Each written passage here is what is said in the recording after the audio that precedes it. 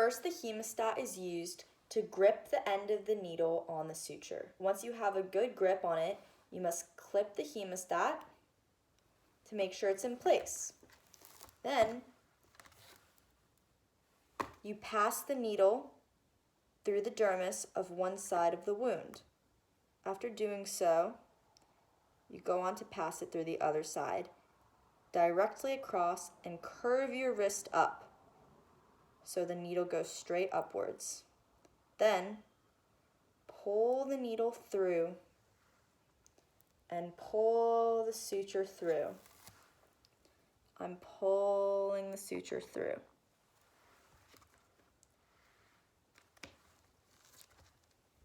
Then you leave a short end of the suture remaining. Do not pull the suture all the way through. Now I'm going to perform my first throw.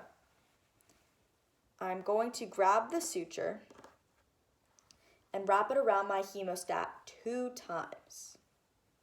1, 2. Afterwards, I'm going to grab the end of this suture and pull it towards me.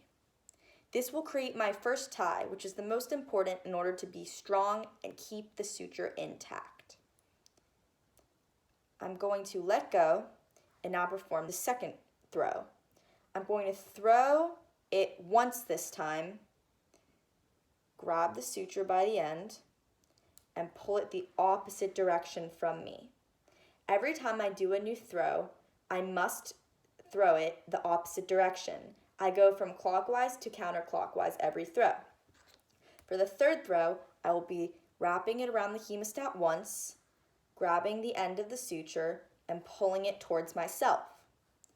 For the last fourth and final throw, I will be wrapping the suture around the hemostat once, grabbing the end of the suture, and pulling it towards the opposite direction from me. Now I have 4 throws and I am ready to cut the suture.